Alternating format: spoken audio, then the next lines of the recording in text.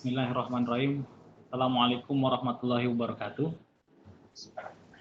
Selamat pagi, salam sejahtera untuk kita semua. Yang saya hormati Bapak Ibu Kepala Sekolah, Wakil Kepala Sekolah, Bapak Ibu Guru, pembina OSIS dan pembina ekskul di seluruh SMK rujukan di tanah air kita. Pada kali ini saya Winner Jihad Akbar, biasa dipanggil Jihad, ingin menyampaikan mengenai strategi pengembangan bakat dan minat siswa SMK. Di mana Bapak Ibu, bakat dan minat siswa SMK ini menjadi salah satu tugas pokok dari Direktorat Pembinaan SMK, terutama di Subdit peserta didik dan seksi bakat dan prestasi. Selama ini Bapak Ibu, bakat dan minat siswa SMK memang belum secara optimal dikembangkan oleh Direktorat Pembinaan SMK, walaupun itu sudah menjadi tugas pokok kita. Hanya beberapa kegiatan-kegiatan yang tidak langsung menuju kepada fokus bakat dan minat siswa SMK. Oleh karena itu, pada tahun 2016 ini, Direktorat Pembinaan SMK mengembangkan sistem strategi pengembangan bakat dan minat siswa SMK bekerja sama dengan Universitas Negeri Jakarta. Kenapa UNJ? Karena di UNJ memiliki sumber daya manusia yang mendukung untuk pengembangan bakat dan minat, terutama di bidang psikologi dan juga di bidang bimbingan karir. Di mana kombinasi dari teori psikologi, bimbingan karir, dan kebijakan Direktorat Pembinaan SMK mudah-mudahan dapat bakat dan minat siswa. Kenapa kita kegiatan ini? Yang pertama adalah kita melihat di website-website berita-berita mengenai kebekerjaan siswa SMK, di mana data BPS mengungkapkan bahwa banyak sekali lulusan SMK yang tidak mendapat pekerjaan, walaupun sudah kita konfirmasi bahwa memang seiring dengan pertumbuhan jumlah siswa SMK, jumlah pengangguran juga mengikuti tambah besar, karena memang bisa dua kemungkinan, bisa industrinya memang tidak ada, bisa juga kompetensi kalian kita memang belum selaras dengan apa yang dibutuhkan oleh industri. Oleh karena itu, kita ingin melihat bagaimana dari sumber manusianya, dari siswanya. Jangan kita selalu berpikir mengenai proses pembelajarannya saja di sekolah tanpa melihat sumber daya manusia, karena memang siswa kita, anak-anak kita itu adalah manusia, bukan robot. Kalau robot dikasih program ini, kasih program itu, kasih kurikulum ini, ngikut semua. Tetapi kalau siswa itu adalah manusia, manusia itu punya perasaan, punya keinginan, punya hasrat, punya kecenderungan dan sebagainya. Dan itu unik, memiliki bakat dan kelebihannya masing-masing, termasuk kekurangannya. Sehingga kita perlu melihat dan men-screening, membuat profil siswa itu seperti apa. Sehingga treatment-nya pun akan berbeda. Banyak sekali kita dengar siswa SMK itu merasa lelah sekolah di SMK. Ketika kita lihat tidak ada yang salah di pembelajarannya. Yang salah adalah ketidakcocokan. Misalnya ada seorang yang tidak suka belajar angka-angka, matematika, tetapi dia dituntut untuk belajar matematika, angka-angka. Dia lebih suka misalnya menyanyi, tetapi di sekolahnya tidak mendukung kegemarannya itu. Nah, ini yang kita inginkan untuk dikembangkan. Sehingga mengenai siswa yang salah masuk jurusan, masuk program keahlian akan kita minimalisir. Dan juga yang lebih parah lagi, ada beberapa siswa kita yang tidak tahu dia kelebihannya apa, potensinya apa, bakatnya apa, dan juga inginnya apa, minatnya apa, dan tidak tahu. Sehingga siapapun yang mengarahkan dia ikut saja. Dan ketika kalau kita lihat itu tidak sesuai atau sesuai di SMK, kita lihat saja apakah dia enjoy, menikmati aktivitas pembelajaran di sekolah atau tidak, atau merasa lelah ketika sekolah, sering sakit, sering merenung, melamun, tidak memperhatikan pelajaran. Itu tanda-tanda bahwa dia itu yang dilakukan tidak sesuai dengan bakat dan minatnya dia, sehingga dia merasa lelah, merasa harus bekerja keras, belum menemukan passionnya. Nah, dalam mengembangkan soft skill dan hard skill di SMK perlu adanya kombinasi bakat dan minat, atau biasa disebut passion, dimana kalau kita melakukan sesuatu itu kita enjoy, menikmati.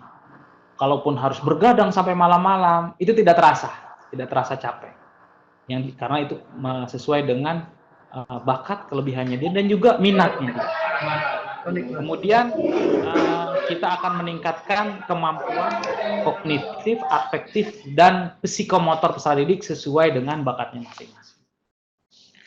Bapak-bapak, ibu-ibu, guru-guru, kepala sekolah, dan pendidik di sekolah menengah kejuruan, kita kalau ingin mengembangkan sesuatu harus tahu current location, lokasi awalnya, startnya dari mana. Nah, oleh karena itu Bapak Ibu, kita ingin melihat whole petanya, bakat dan minat itu posisinya ada di mana. Kalau kita ibaratkan suatu aktivitas pembelajaran di sekolah menengah kejuruan itu ada input, proses, dan output, bakat dan minat itu terletak di inputnya. Proses itu ada pembelajaran di SMK, ada kurikuler, ada co-kurikuler, ada ekstrakurikuler, ada non-kurikuler. Dan juga output. Outputnya yang kita inginkan bersama, yaitu BMW, biasa disebutkan BMW. Bekerja, melanjutkan wirausaha. Tapi kita bikinkan prioritas di sini. Yang pertama adalah bekerja, yang kedua wirausaha, dan yang ketiga melanjutkan. Itu output yang kita inginkan bersama. Nah, posisi bakat dan minat kita itu ada di inputnya. Input yang bagus akan menghasilkan hasil juga yang bagus dan memudahkan proses. Itu yang posisi bakat dan minat.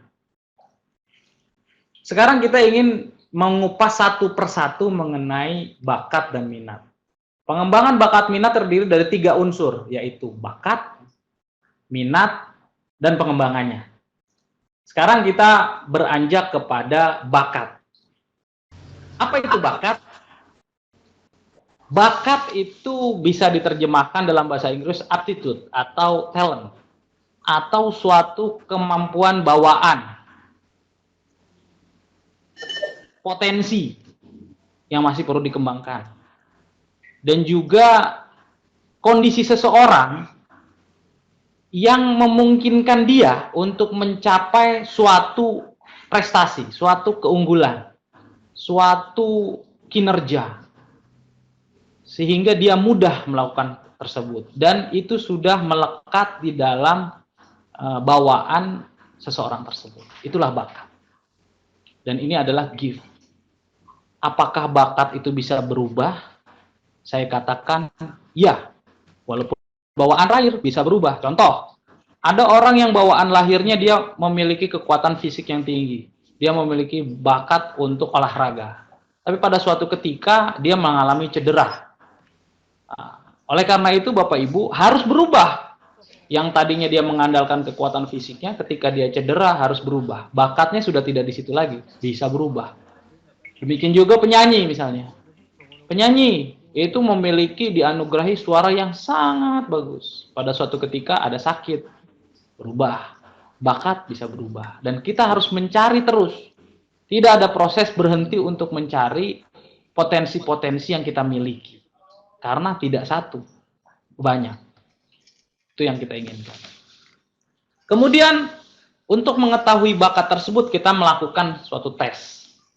Tesnya, kebetulan kita merekrut peneliti-peneliti dari UNJ untuk membuat suatu alat tes mengenai bakat yang akan kita gratiskan dan akan kita berikan kepada seluruh sekolah tahun ini, bulan akhir Oktober ini akan kita upload di internet dan siapapun bisa menggunakan itu, dan itu hak ciptanya dari Direktorat Pembinaan SMK, gratis.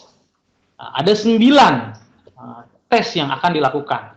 Yang pertama mengenai penalaran visual, mengenai gambar-gambar. Kemudian penalaran numerik, yaitu mengenai angka-angka. Ini saya sudah melakukan tes ini, saya kuat di nomor 2, di numerik atau angka-angka. Analisis verbal, kata dan bahasa. Nah, ini menurut tes bakat saya, analisis verbal ini saya lemah. Jadi kita tahu kemampuan kita apa, yang lemah apa. Kemudian penalaran urutan. Ada lagi pengenalan spasial, itu yang abstrak-abstrak, yang berbau seni, desain, dan lain sebagainya.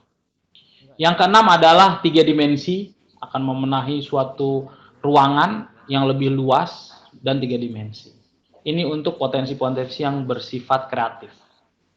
Yang ketujuh adalah sistematis, kita akan melakukan menganalisis sesuatu, apakah anak-anak ini bisa mengorganisir, memahami simbol dan ruang. 8, kosakata, bagaimana memilih kata-kata, ekspresi, dan informasi. Dan yang terakhir adalah figura angka. Ini adalah aritmatik pada situasi sehari-hari. Nah, ini saya unggul di sini. Karena saya sudah tes, sudah uji coba pada diri saya sendiri dan beberapa sekolah-sekolah siswa-siswa SMK. Kemudian Bapak Ibu, dari tes tersebut, dari 9 jenis tes yang tadi, kita ingin mengetahui profil bakat dari anak-anak tersebut. Nanti akan kita bandingkan dengan profil tersebut yang kita arahkan sesuai dengan kebekerjaan atau keprofesian, atau kalau kita tarik di SMK itu kepada program keahlian. Di mana di SMK itu ada 3 level, ada bidang keahlian, program keahlian, ada paket keahlian. Awalnya kita ingin mengatakan, kita ingin menghubungkan ke paket keahlian. Ternyata paket keahlian tersebut sangat detail. Ada beberapa paket keahlian yang bisa digabungkan. Akhirnya kita bisa masukkan ke level yang kedua, yaitu program keahlian. Di mana di sini ada sekitar 36 profil. Contohnya misalnya ada akuntansi keuangan, ada agrikultur, arsitektur, IT dan komputer, tarian, drama, bahasa Inggris, fashion, sejarah, manajemen hotel, hukum, media dan komunikasi, musik, dan lain sebagainya. Ada 36 profil. Nanti akan kita hadirkan 3 terbaik siswa tersebut masuk profil mana.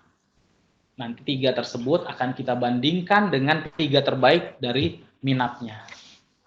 Itu adalah bakat. Sekarang minat. Apa yang dimaksud dengan minat?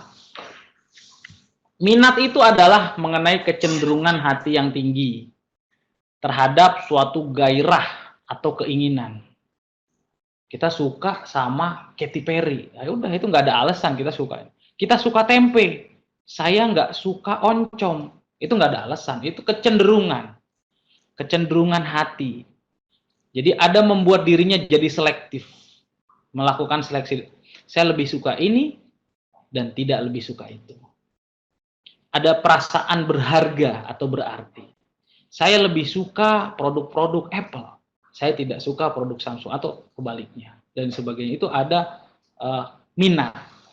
Minat manusia itu kadang-kadang kita mengetahui, kadang-kadang kita tidak mengetahui. Makanya perlu ada tes. Nah, tes tersebut kita akan arahkan kepada yang kecenderungan tersebut dihubungkan kepada program keahlian yang ada di sekolah menengah kejuruan. Kalau kita lepas, minat tersebut akan banyak dan tidak terstruktur, banyak yang tidak berarti. Akhirnya kita batasi minat itu dihubungkan kepada ada 8 itu yang berhubungan dengan minat-minat yang ada di program keahlian di SMK. Ada 8 yaitu komunikasi, seni, kesehatan, pariwisata, administrasi, teknologi, agrobisnis, dan teknik. Nanti kita bisa ketahui anak-anak tersebut setelah dites 3 yang paling diminati dari 8. Di mana dari komunikasi 8 tersebut bisa di breakdown lagi ke program keahlian. Contoh misalnya program A, komunikasi. Itu banyak hasil tes-tesnya sehingga bisa diarahkan kepada misalnya dia suka programmer, dia suka audiovisual. Oh, berarti dia sukanya yang diminati teknik komputer dan informatika. Oh, dia minat ke situ. Jaringan internet berarti dia minat ke program keahlian telekomunikasi. Dan lain sebagainya. Nanti akan ada tesnya seperti itu. Contoh seni. Oh, dia sukanya melukis, berarti dia program keahlian yang diminati adalah seni rupa dan lain sebagainya. Demikian juga kesehatan, pariwisata, administrasi, teknologi, agribisnis dan teknik. Teknik juga misalnya ketika dia lebih suka dia mengenai perawatan mesin, oh berarti di program keahlian teknik industri. Lalu setelah ada bakat, ada minat, bagaimana mengembangkannya? Sebelum kita masuk ke strategi, kita harus tahu dulu apa letak posisi dari minat dan bakat, bakat dan minat. Jadi minat adalah keinginan. Apakah keinginan itu bisa berubah? Gairah, kecenderungan, bisa juga dipengaruhi oleh banyak hal.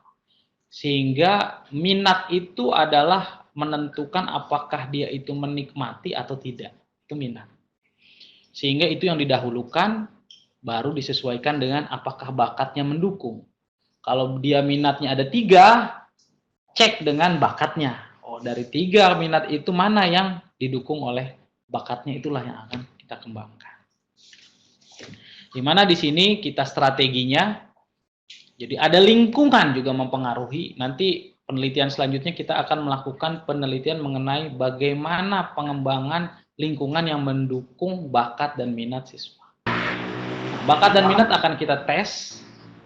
Ada tes bakat, tes minat, akan kita kombinasikan dan kita sesuaikan dengan program keahlian yang ada di SMK. Nah, setelah itu baru kita kembangkan kepada hasilnya, outputnya. Apakah dia bekerja atau berwirausaha.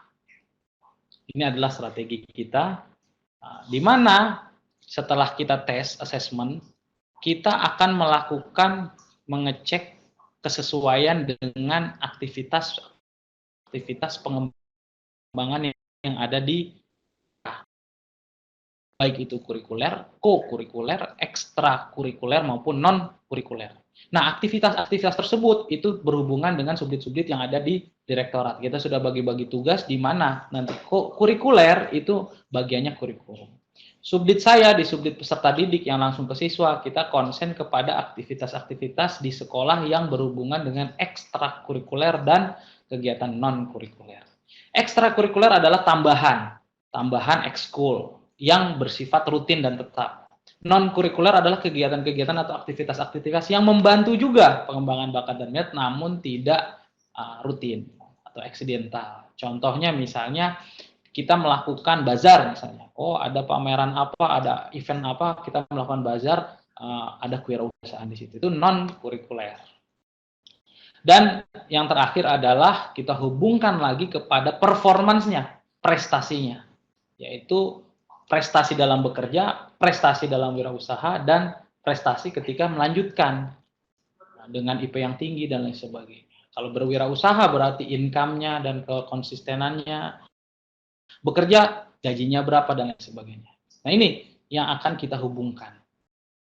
Nah, kita masih bakat minat ada di tahap awal, yaitu di tes dan assessment. Nanti akan kita beranjak kepada selanjutnya di level yang berikutnya, yaitu aktivitas pengembangan yang ada di sekolah di ekstrakurikuler dan non-kurikuler untuk mencapai output kita, yaitu bekerja dan wirausaha. Ini adalah contoh-contoh strategi pengembangan yang mungkin bisa kita adopt di SMK-SMK rujukan. Kita bagi bakat dan minat tersebut ke dalam beberapa kategori. Yang pertama itu mengenai akademik. Bakat-bakat, keahlian, minat yang berhubungan dengan akademik. Contohnya angka-angka, bahasa, dan lain sebagainya itu kita kategorikan supaya lebih mudah untuk pengembangannya. Misalnya contohnya akuntansi keuangan, kimia, ekonomi, bahasa, hukum yang bersifat akademik, itu kita kembangkan aktivitasnya dengan membaca banyak membaca, ada setiap hari membaca sebelum pelajaran, kemudian kita memunculkan, membagi kelompok-kelompok tertentu atau komunitas terhadap minat masing-masing. Nanti kita buatkan suatu aktivitas-aktivitas yang ada di sekolah, memberikan kesempatan siswa dan siswa berlatih setiap harinya dalam kelompok-kelompok bakat dan minat tersebut. Kita perlu juga mengembangkan sarana belajarnya, yaitu misalnya perpustakaannya, ruang-ruang baca, ruang terbuka untuk duduk-duduk dan berdiskusi dan lain sebagainya. Nah, pengembangan untuk wirausahanya kita bisa mengarahkan untuk membuat karya tulis sehingga dapat diperbanyak secara komersil, ataupun pengembangan terhadap suatu gagasan yang dapat memudahkan pekerjaan manusia, karena bakat itu berguna apabila bermanfaat. Makanya kita suatu gagasan itu, ide tersebut harus bisa dimanfaatkan. Nah, ini yang perlu kita kembangkan nyata di sekolah-sekolah. Saya meminta bantuan kepada Bapak Ibu guru BK, guru mata pelajaran dan sebagainya untuk ikut serta dalam pengembangan bakat ini, khususnya akademi khusus yang ada di SMK. Nanti ini diarahkan untuk kemampuan dia dalam beradaptasi. Bagaimana lingkungan kita sering berubah, perlu ada beradaptasi, dan dengan kemampuan akademik ini dia bisa belajar cepat untuk memahami perubahan dan berganti materi baru, berganti konsentrasi baru. Itu perlu ada pendekatan strategi pengembangan untuk akademik. Yang berikutnya kreatif produktif. Kreatif produktif itu adalah bakat dalam menciptakan suatu yang baru. Misalnya contohnya membuat program komputer yang baru, ada arsitektur, gambar yang baru. Nah, contohnya jenis-jenisnya adalah yang catering, membuat masakan baru, arsitektur, komputer, ekologi, tata busana dan lain sebagainya. Di mana Bapak Ibu, pengembangan yang bisa kita lakukan adalah memadukan kegiatan membaca dan menulis. Kalau tadi membaca, ini menulis. Nah, menulis untuk kreatif. Ide-idenya ditulis. Memberikan ragam bahan untuk membaca, untuk membuat daya kreativitas kita semakin luas, semakin tinggi.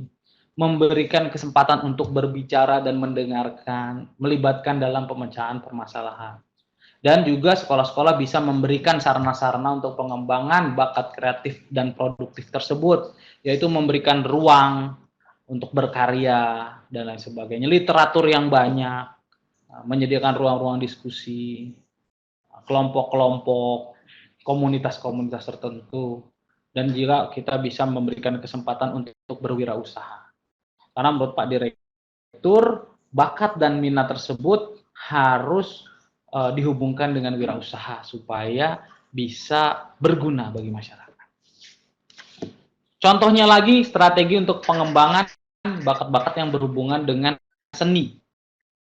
Bakat, keahlian atau minat yang berhubungan dengan seni, yang mampu misalnya contoh mengaransemen lagu, melukis, drama, dan lain sebagainya. Nah, ini kita kembangkan dalam kegiatan-kegiatan ekstrakurikuler. Mohon Bapak Ibu di SMK rujukan perbanyak ekstrakurikuler yang berhubungan dengan itu. Memberikan ruang untuk berkreasi. Supaya apabila dia memang bakatnya di seni, bukan di akademik, kecenderungan anak-anak tersebut akan lelah ketika masuk di kelas. Nah, kalau kita berikan ruang untuk berkreasi, dia akan tersalurkan, sehingga dia akan senang ingin masuk ke sekolah. Contohnya membuat pameran terkait karya seni yang dihasilkan dan lain sebagainya. Bapak Ibu bisa membimbing siswa-siswa yang memiliki bakat seni yang tinggi untuk dikembangkan lebih lanjut. Begitu juga ada bakat kinestetik atau psikomotorik. Ini yang perlu gerak tubuh. Nggak bisa diam. Jadi itu bukan anak bandel. Jadi memang anak tersebut memiliki suatu bakat kinestetik atau psikomotorik.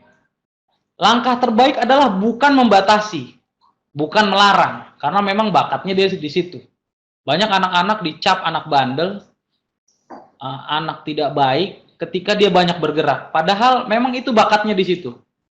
Nah, kita arahkan kepada jenis bakat tersebut kegiatan ekstrakurikuler yang berhubungan dengan olahraga dan permainan. Kita sediakan sarananya, yaitu alat-alat olahraganya, ada lapangannya. Kalau tidak punya lapangannya, ya sewa di tempat yang lain. Ada bikin program tertentu, misalnya 1 hari sehat, atau kegiatan sehari sehat, misalnya, atau jalan pagi, atau lari maraton tingkat sekolah, dan sebagainya. Selain itu juga kita kasih wadahi untuk wirausaha, memberikan pelatihan terhadap keahlian olahraga tertentu, misalnya dapat melatih futsal pada anak-anak SD dan sebagainya. Oh, kita punya kemampuan sepak bola atau futsal. Oh, ini bisa dijual loh, kita bisa latih anak-anak SD misalnya untuk berlatih futsal dan sebagainya. Nah, ini bisa kita bahwa setiap bakat itu adalah keunggulan dan itu bisa dijual. Itu yang kita inginkan di wirausaha. Jadi bukan hanya program untuk pengembangan, tapi juga untuk wirausaha. Mungkin itu saja yang bisa saya sampaikan mengenai pengembangan dan bakat minat siswa SMK.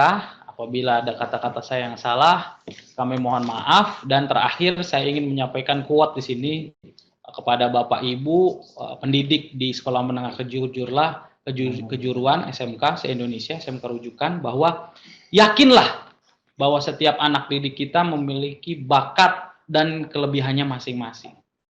Dan yakinkanlah mereka akan meraih prestasi setinggi-tingginya apabila dikembangkan, diarahkan, dan dididik dengan baik dan benar. Itu yang bisa saya sampaikan. Assalamualaikum warahmatullahi wabarakatuh. Waalaikumsalam warahmatullahi wabarakatuh. Pertanyaan Pak, yang pertama. Sip. Berapa penanya? Ya, 5 apa 3? 3 dulu. Ya. Baik Bapak Ibu, berikut sudah disampaikan paparannya. Selanjutnya kami akan memberikan sesi untuk tanya jawab. Sesi yang pertama kami membuka 3 penanya dari SMK. Nah, silahkan menuliskan nama SMK-nya di kolom chat di kanan atas. Nanti 3 nama teratas akan kami berikan kesempatan untuk bertanya dengan narasumber kami dari direktorat. Silakan untuk menuliskan.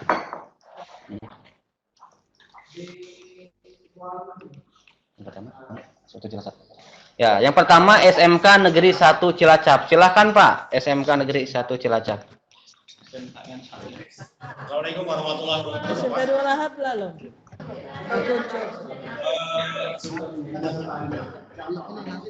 Yang disampaikan tadi Pak, bahwa terkait dengan terkait dengan keinginan yang dipunyai oleh anak kita yang ada di sekolah adalah ketika jam pembelajaran kita itu kan sudah 50 jam per minggu. Tentunya ini permasalahan klasik diambil di semua sekolah, sehingga kami hampir tidak mempunyai waktu untuk pengembangan bakat minat siswa. Sehingga barangkali ada solusi atau petunjuk dari Bapak terkait dengan masalah waktu tersebut, atau barangkali ke depan dikaitkan dengan masalah struktur mata pelajaran yang jumlahnya terlalu banyak tersebut, Pak. Terima kasih, Pak. Assalamualaikum warahmatullahi wabarakatuh.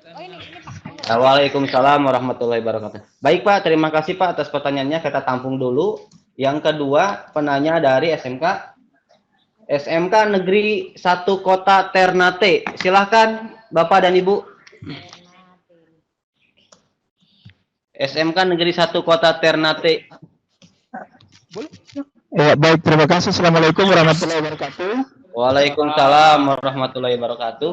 Iya, kami dari SMK Negeri 1 Ternate ingin bertanya, Pak. Ini pertanyaannya sebenarnya hampir sama dengan dari SMK Negeri 1 Cilacap, Pak. Persoalan pengembangan minat dan bakat di sekolah kami yang menjadi persoalan utama adalah masalah waktu, Pak. Waktu kita belajar di sekolah ini kan hampir terkuras habis dengan akademik. Nah, sementara pengembangan bakat dan minat ini kan hampir tidak ada waktu. Nah, kita hanya fokuskan pada masalah ekstrakurikuler. Sementara di ekstrakurikuler itu juga dibatasi dengan waktu. Karena setelah semester selesai antara waktu setelah semester dengan pembagian laporan pendidikan itu kan singkat. Nah, jadi kami ingin menyarankan kalau boleh penyusunan kurikulum, penyusunan jam pelajaran itu juga harus diperhitungkan dengan persoalan bakat, pengembangan bakat dan minat, Pak. Terima kasih. Assalamualaikum warahmatullahi wabarakatuh. Waalaikumsalam warahmatullahi wabarakatuh. Baik Pak, kami tampung dulu Pak pertanyaannya. Selanjutnya di sesi pertama ini satu lagi dari SMK 1 Banjar. Silakan Ibu dari SMK 1 Banjar atau apa untuk menanyakan. Silakan Bu. Sudah. Lagi tanya jawab, Pak. Oh ya, silakan. SMK 1 Banjar. Sudah Desi. Desi. Oh, teman. Sudah mau temu orangnya. Iya. Ya, apa? SMK 1 Banjar. Kita kuping. Bentar, Pak ya. Suaranya lama, Bu. Oh iya. Ya, sebentar Ibu, sebentar. Ya, silakan Ibu dimulai pertanyaannya Bu, SMK Negeri 1 Banjar, silakan. Ya, baik, langsung saja Pak ke pertanyaan. Tadi Bapak sudah memaparkan tentang tes bakat yang memang mungkin nanti akan diberikan kepada sekolah rujukan. Nah, yang akan kami tanyakan itu prosesnya langsung sudah hasil dari sana atau memang kita di sini sebagai BK, karena di sini pengembangan bakat dan minat itu program BK dan kesiswaan. Apa itu langsung hasil dari sana atau memang kita yang memproses? Terus yang kedua Pak, permasalahan selama ini seperti tadi yang dipaparkan oleh Bapak bahwa input itu kan akan menjadi penentu ya output yang nanti kita akan ciptakan untuk anak-anak kita. Nah, permasalahannya di sini tadi Bapak mengatakan untuk penentuan jurusan itu harus betul-betul disesuaikan dengan bakat dan minat. Tetapi di sini permasalahannya kadang kita oleh kuota Pak, kita tidak bisa memfasilitasi semua anak masuk ke jurusan atau ke prodi yang sesuai dengan bakat dan minat yang ada. Nah, itu akan menyalahi aturan atau bagaimana, atau mungkin ada solusi dari Bapak untuk permasalahan yang selalu setiap tahun itu kami hadapi, karena memang tidak semua kami bisa memfasilitasi anak-anak itu masuk ke prodi yang sesuai dengan bakat dan minatnya. Terima kasih Pak. Sudah cukup Ya. dulu ya. Baik Bu, terima kasih atas pertanyaannya. Baik, cukup 3 dulu pada sesi pertama ini. Akan dijawab oleh pembicara kami. Silahkan Pak. Oke, ada 3 penanya tapi ada 2 pertanyaan. Pak, SMK 1 Cilacap dan SMK 1 Kota Ternate sama ya, mengenai waktu. Jadi Bapak Ibu, kita itu sama-sama memiliki waktu yang sama. Jadi kalau misalnya dibilang tidak punya waktu, ya menurut saya tidak tepat, karena semua orang sama waktunya 24 jam sehari, 365 sepertiga hari setahun, sama. Jadi ini adalah pentingnya masalah manajemen waktu. Nah, untuk kurikulum itu kan di SMK itu kan jam-jamnya sudah ditentukan. Yang perlu dibuatkan adalah yang masih fleksibel adalah ekstrakurikuler dan non kurikuler. Nah, kalau dari segi kurikulum nanti ada timingnya dari subdit kurikulum yang akan menjawab ini. Bagaimana pengembangan bakat minat disesuaikan dengan kurikulum. Nah, kalau untuk yang non kurikuler, itu di subdit kami, subdit peserta didik, kita akan kerahkan pedoman-pedoman untuk bakat dan minat. Sekali lagi Bapak Ibu, bukan hanya kalau kita melihat pengembangan bakat dan minat, bukan hanya ekstrakurikuler maupun non kurikuler, namun juga ada yang melekat di kurikuler. Karena bakat dan minat itu kalau kita sudah sesuaikan dengan program studi keahlian, yang dikerjakan di program studi keahlian, di produktifnya tersebut, itu memang bakatnya dia dan minatnya dia. Jadi ketika dia belajar, dalam waktu belajar, jam belajar, itu sudah otomatis dia mengembangkan bakat dan minatnya, karena sudah sesuai. karena sudah sesuai. Jadi kita arahkan penyesuaian bakat dan minat dengan program keahlian yang diambil. Sehingga selaras. Dia belajar di sekolah sesuai dengan kurikuler, dia juga otomatis mengembangkan bakat dan minatnya dan dia enjoy sehingga menemukan passionnya. Diutus oleh Tuhan di dunia itu dia mau jadi apa sih? Sesuai bakat dan juga minatnya dia. Dia enjoy melakukan tersebut. Walaupun itu bukan di luar sekolah, tapi di dalam jam belajar. Itu juga mengembangkan dan minatnya. Karena bukan hanya olahraga. Karena banyak juga anak-anak yang memang bidangnya itu sesuai dengan kompetensi keahliannya dia.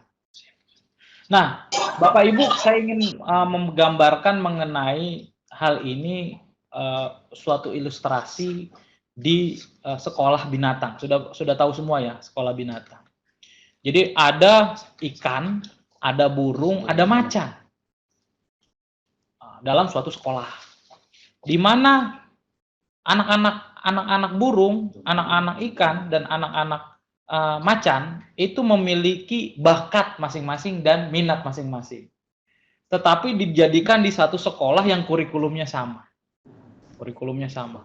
Dia harus bisa terbang, harus bisa berlari, dan harus bisa berenang. Bayangkan Bapak Ibu, ketika dia punya potensi berenang, ikan, disuruh untuk terbang, dia akan mati. Bahkan dia tidak akan bisa berenang lagi, karena dia disuruh terbang. Demikian dengan burung, dia punya bakat dan minatnya itu terbang, tetapi dipaksa untuk berenang. Bukan hanya dia tidak bisa berenang, tetapi kemampuan terbangnya juga akan hilang, karena dipaksa berenang. Itu yang kita ingin hindari. Demikian juga macan. Dia berlarinya sangat kencang, sangat kuat, tetapi disuruh berenang, bukan hanya tidak bisa berenang, malah kemampuan larinya hilang. Itu yang kita tidak inginkan. Kita cegah. Jadi Bapak Ibu, kalau sudah sadar, ya kita lihat dari awal. Dari awal rekrutmen, kita cek kesesuaiannya. Oleh karena itu, ini kan baru pertama nih. Nanti tesnya berhubungan dengan pertanyaan yang ketiga dari SMK Negeri 1 Banjar bahwa tes ini akan gratis. Yang melakukan adalah semua guru bisa melakukan, terutama guru BK. Jadi kita bikinkan nanti ada bukunya di sini nih, buku Pedoman Pengembangan Bakat dan Minat. Ini terdiri dari 4 buku. Kalau dipecah, bukunya itu ada pedomannya. Ini pedomannya, konsepnya, definisinya, segala macamnya yang tadi saya sampaikan. Blueprintnya, dan kedua ada panduannya. Nah, panduannya step by step ini, step by step untuk melakukan tes bakat dan minat kepada anak-anak. Jadi siapapun bisa melakukan nanti, step by stepnya ada di sini untuk melakukan tesnya. Dan ini ada lagi 2, ada alat tesnya. Ada alat tes untuk bakat, ada alat tes untuk minat, dan semuanya sudah ada cara pengolahannya. Tinggal dilakukan oleh semua guru-guru. Nah, langkah berikutnya nanti akan kita buatkan sistem. Sistem IT-nya nanti kita akan buatkan sistemnya tahun depan ya, tahun 2017. Dari ini nanti kita akan buat sistemnya. Anak-anak mengisi, langsung otomatis sudah keluar hasilnya. Tapi untuk sementara manual dulu, nanti manualnya cara untuk mengolahnya akan kita berikan dan bisa dilakukan oleh orang yang non-psikolog.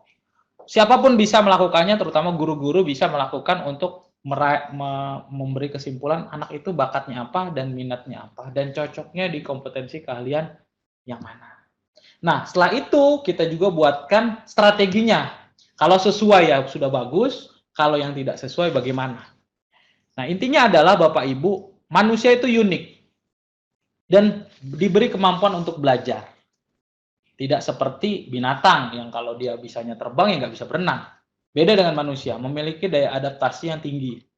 Sehingga kalau kita melihat film-film misalnya ada, mungkin sudah pada tahu film kungfu misalnya. Dia itu tidak berbakat misalnya.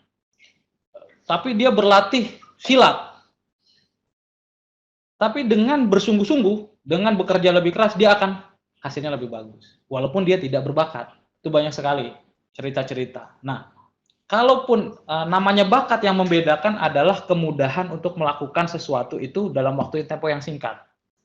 Misalnya, saya ini berbakat di bidang matematika, angka-angka dan numerik. Saya bisa belajar matematika, memahami suatu aritmatika dalam waktu sehari misalnya. Ada orang yang tidak berbakat, tetapi dia bisa melakukan itu sama dengan orang yang berbakat dengan waktu yang agak lebih lama. Itu yang kalau tidak sesuai.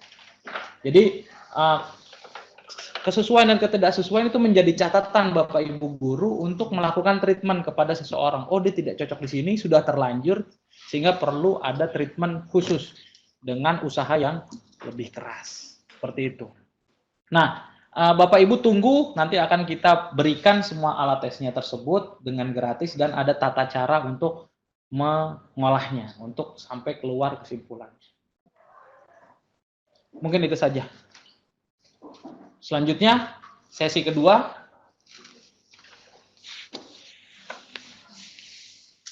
Ada tambahan lagi?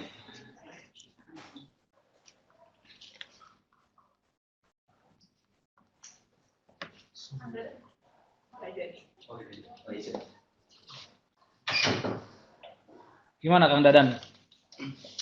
Ya, baik. Pertanyaan berikutnya. Baik, Bapak Ibu. Kita buka untuk sesi yang kedua. Pertanyaan yang kedua dari yang pertama dari SMK Pelihari Kalimantan Selatan. Ya, silakan SMK Pelihari Kalimantan Selatan bisa berikan pertanyaannya. Silakan Ibu. Terima kasih. Iya. Assalamualaikum warahmatullahi wabarakatuh. Waalaikumsalam warahmatullahi wabarakatuh. Untuk pertanyaan kami mengenai pembinaan ekstrakurikuler. Untuk biaya yang dikeluarkan untuk kegiatan ekstrakurikuler itu kita ambilkan dari dana BOS. Nah, kemudian yang menjadi kendala adalah untuk penggunaan dana BOS kita harus mencantumkan berbagai bukti dan untuk keperluan SPJ-nya. Nah, kadang kita kesulitan untuk melakukan itu. Kita diharuskan untuk membuat SPJ dengan, jadi waktu kita habis untuk membuat SPJ itu, Pak. Nah, sedangkan banyak kegiatan yang diperlukan untuk biaya yang dikeluarkan untuk kegiatan itu. Misalnya mengikuti lomba-lomba keluar, itu kan diperlukan dana, dan dananya diambil dari BOS, dari dana BOS. Nah, kesulitan kita itu tadi, tuntutan untuk membuat laporan itu. Nah, sehingga waktu kita habis untuk itu. Nah, kadang-kadang ada juga yang pembina itu masih belum mengerti bagaimana proses pelaporan untuk pembuatan SPJ itu. Saja, terima kasih. Ya, terima kasih Ibu dari SMK Pelihari Kalimantan Selatan atas pertanyaannya. Kita tampung dulu. Selanjutnya ke SMK Negeri 1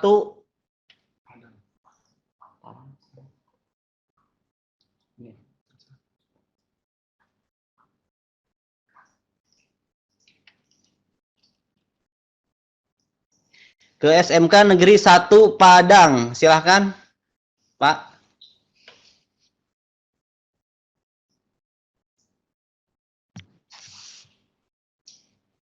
SMK Negeri 1 Padang. Ya, SMK Negeri 1 Padang, suaranya belum masuk, Pak. Oke, Assalamualaikum warahmatullahi wabarakatuh. Waalaikumsalam. Terima kasih Pak kesempatan yang diberikan.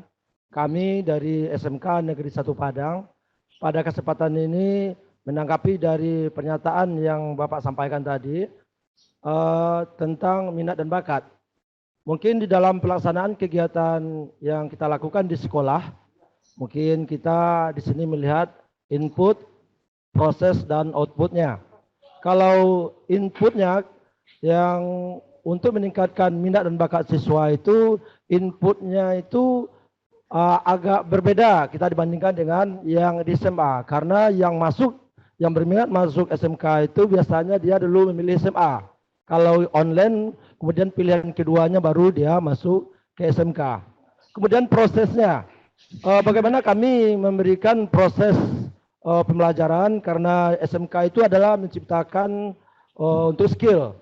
Kalau kita meningkatkan minat dan bakat, untuk pengembangan dirinya itu rasanya kurang, sehingga nanti mungkin fasilitas dari sekolah pun untuk ini disampaikan teman-teman tadi dari sekolah lain itu waktu, kemudian keuangan juga agak kurang. Kemudian yang ketiga tentang output. Kami dari SMK ini mengharapkan sekali tamatan dari SMK ini tentu adanya peluang kerja. Jadi kami mengharapkan dari pihak terkait nanti adanya semacam menjalin kerjasama atau pengikat lah dari pihak yang berwenang dari tamatan dari SMK ini untuk dapat peluang kerja. Jadi di sini kalau seandainya input bagus, prosesnya bagus, apalagi penempatan dari outputnya nanti dibantu oleh pihak yang berwenang, sehingga minat dan bakat dari tamatan dari SMP masuk SMK ini akan lebih bagus input yang masuk. Itu saja dulu, terima kasih Pak. Kami sudahi dengan wassalamualaikum warahmatullahi wabarakatuh. Waalaikumsalam warahmatullahi wabarakatuh. Terima kasih Bapak dari SMK Negeri 1 Padang. Pada sesi 2 ini ada penanya yang terakhir, itu dari SMK Negeri 2 Praya Tengah NTB. Silahkan Bapak. Praya Tengah NTB. Ya. Mohon diaktifkan Pak mikrofonnya Pak.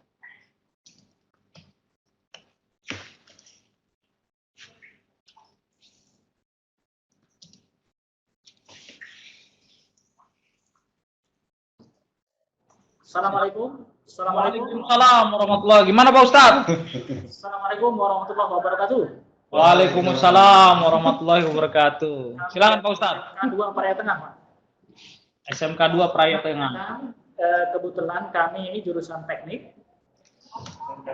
SMK teknik. Kami kebanyakan siswa kami dari daerah-daerah yang jauh dari perkotaan. Begitu. Untuk mengetahui minat dan prestasi siswa ini, kami membutuhkan semacam tes yang kira-kira kami bisa arahkan nanti siswa kami ke jurusan-jurusan yang mereka inginkan. Gitu. Yang kami minta adalah soal-soal atau yang berkaitan dengan minat dan bakat siswa itu. Mungkin Bapak punya aplikasi yang bisa kami dikirimkan untuk menjaring kemampuan minat dan prestasi belajar siswa tersebut untuk kedepannya, supaya kami bisa menempatkan siswa itu sesuai dengan pilihan mereka masing-masing. Begitu. Demikian, terima kasih. Assalamualaikum warahmatullahi wabarakatuh. Waalaikumsalam warahmatullahi wabarakatuh. Terima kasih Bapak dari SMK 2 Praya Tengah NTB. Ya. Silakan Pak pembicara akan menjawab pertanyaan dari 3 penanya tadi, Pak. Oke. Mengenai biaya, Bapak Ibu, biayanya kan ada ya. Biaya operasional dari SMK itu kan ada BOS ya. Dan BOS itu boleh untuk kegiatan kesiswaan. Diperbolehkan. Sekarang tuntutan laporan. Bapak Ibu, laporan itu dilakukan setelah kegiatan berakhir. Jadi bukan pada proses. Jadi laporan bisa dibuat ketika aktivitas tersebut sudah dilaksanakan. Jadi bagaimana kita membuat laporan kalau aktivitasnya belum dilaksanakan? Laporan itu adalah bagian pertanggungjawaban atau pertanggunggunggatan seseorang yang menggunakan dana negara. Karena kita menggunakan dana negara sehingga pemeriksa akan tanya, digunakan buat apa? Nah, alangkah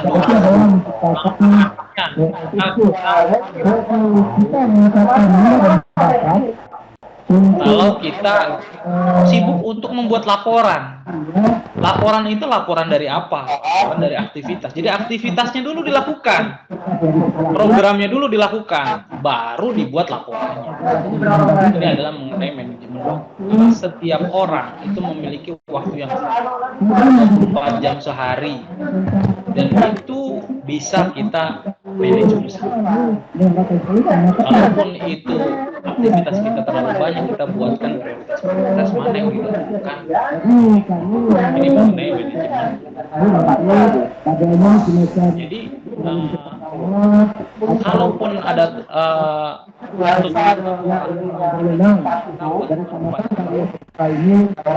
yang membuat laporan itu biasanya laporan pertanggungjawaban keuangan itu kalau kita serahkan kepada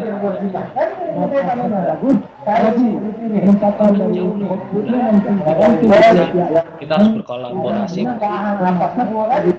Kompetensi, bakat kita bukan di situ, kompetensi kita bukan di situ, ya lebih baik kita minta bantuan kepada orang yang memiliki kemampuan di situ untuk membantu kita. Begitu. Kemudian mengenai jadi Bapak Ibu, pengembangan bakat dan minat siswa kita itu berbeda dengan SMA. Saya ingin ditegaskan di sini, mohon dirubah perspektif kita bahwa yang masuk SMK itu orang nomor 2. Itu harus dirubah, karena Bapak Ibu, semua manusia itu memiliki kemampuan, bakat masing-masing. Tidak ada orang yang satu lebih baik dibanding orang yang berikutnya. Tidak ada. Yang ada adalah setiap orang, setiap anak itu memiliki kelebihannya masing-masing dan memiliki kelemahannya masing-masing. Yang perlu kita cari adalah kelebihan anak tersebut. Kemungkinan, misalnya, dia misalnya tidak diterima di SMA. Itu dari segi akademis. Bisa jadi dari segi yang lain, dari segi seni, kinestetik, psikomotorik, dari segi yang lain dia unggul. Itu kita fokus pada unggulnya, jangan fokus pada lemahnya. Karena di semua orang tidak ada manusia yang sempurna. Semuanya hebat, tidak ada. Pasti ada yang lebih, ada yang kurang. Nah, perspektif kita lah yang membagari itu, bahwa orang yang lemah di akademis dianggap orang nomor 2. Itu salah. Tidak ada seperti itu. Orang yang lemah di akademis tetapi unggul di tempat lain, misalnya di psikomotorik, di sosial, atau di seni, itu tidak lebih jelek dibanding yang unggul di akademis. Itu hanya satu bagian saja akademis itu. Ada bagian-bagian lain. Nah, kita konsentrasinya mengembangkan bakatnya. Dia di mana? Kita harus cari. Dan itu diterapkan di pembelajaran. Kita sesuaikan dengan kompetensi keahliannya. Tidak semua kompetensi kalian memerlukan matematika, saintis, tidak. Tapi kalau SMA itu lebih banyak ya kemampuan akademis. Tapi kita arahkan jurusan-jurusan yang memang seni misalnya. Kalau dia bakatnya seni ya kita arahkan ke kompetensi yang seni atau ke yang teknis. Orang yang memiliki kemampuan teknis itu belum tentu akademisnya bagus, belum tentu. Tetapi dia memerlukan kemampuan teknis yang baik. Nah, itu yang kita inginkan di situ. Jadi jangan ada pernah lagi kita menyebutkan input kita jelek, jangan. Kasihan anak-anak itu. Jadi saya paling tidak suka, tadi quotes terakhir saya katakan bahwa yakinlah bahwa setiap anak didik kita memiliki bakat dan keunggulan masing-masing. Yakinlah. Pasti ada bakatnya, ada keunggulannya masing-masing. Dan yakinkanlah mereka bahwa mereka akan mencapai suatu prestasi setinggi-tingginya dengan bakatnya dia, dengan kemampuan bakat, dan asal kita arahkan, kita kembangkan, dan kita didik dengan baik dan benar. Itu yang saya inginkan. Nah, mungkin itu saja dari saya. Ada lagi sesi berikutnya? Ada mau tambah sesi? Oh, ada dulu. Pertanyaan berikutnya ada lagi? Oh ya, tes mengenai SMK 2 yang terakhir. SMK Negeri 2 Praia. Tes ini sudah kita siapkan alatnya. Jadi ada alat tes bakat ini. Nanti soal-soalnya sudah ada. Ini ada untuk gambar semuanya. Terus ada kunci-kunci jawabannya juga sudah ada. Nanti analisisnya juga gimana? Sudah ada. Ini ada tahap akhir persetujuan Pak Direktur. Kalau ini sudah disetujui akan kita upload. Ini tahap pertama, manual. Tahap pertama manual. Akan kita berikan ke semua sekolah dan kita jamin bahwa semua sekolah akan bisa menggunakan ini karena kita uji cobakan dulu sebelum kita lempar ke sekolah-sekolah. keterbacaannya dan pengertiannya supaya bisa digunakan oleh semua sekolah dan semua guru. Termasuk pengolahannya. Ini tahap pertama adalah yang manual. Tahap kedua nanti setelah ini berjalan kita akan membuatkan aplikasinya. Aplikasi itu yang akan otomatis. Ini sementara masih manual, kita berikan panduannya untuk mengolahnya secara manual dan gampang. Dan nanti kita juga tahap berikutnya akan buat aplikasi yang ketika anak-anak itu mengisi di komputer, langsung keluar hasilnya. Dan Bapak Ibu, tidak pernah ada kata terlambat untuk mencari passion kita, bakat dan minat kita. Tidak ada kata terlambat. Yang penting kita tahu. Kalaupun kita sudah tahu, oh berarti saya tidak kurang di sini, berarti kalau ada tuntutan akademis di kurikulum, berarti perlu usaha yang lebih keras supaya bisa menghasilkan lebih baik. Tapi kita jangan konsentrasi di situ saja. Kita punya kelebihan yang lain. Jadi siswa-siswa tahu apa yang harus dilakukan dengan tes bakat dan minat ini. Demikian Bapak Ibu, mungkin kita cukupkan saja. Mohon maaf apabila ada kesalahan. Wassalamualaikum warahmatullahi wabarakatuh. Selamat siang. Ya, terima kasih Pak Jihan Akbar yang sudah memaparkan materi mengenai minat dan prestasi siswa. Demikian Bapak Ibu SMK rujukan atas paparannya. Terima kasih atas kehadirannya pada sesi video conference hari ini. Nanti informasi yang mengenai materi-materi akan kita sampaikan di grup WhatsApp. Kemudian agenda selanjutnya ada video conference besok pukul 14 sampai 16 dengan materi teknopreneur gitu ya. Nanti info lebih lanjutnya akan kami berikan di grup WhatsApp. Ya. Sekali lagi saya ucapkan terima kasih pada SMK yang sudah hadir pada acara ini. Kami akhiri. Assalamualaikum warahmatullahi wabarakatuh.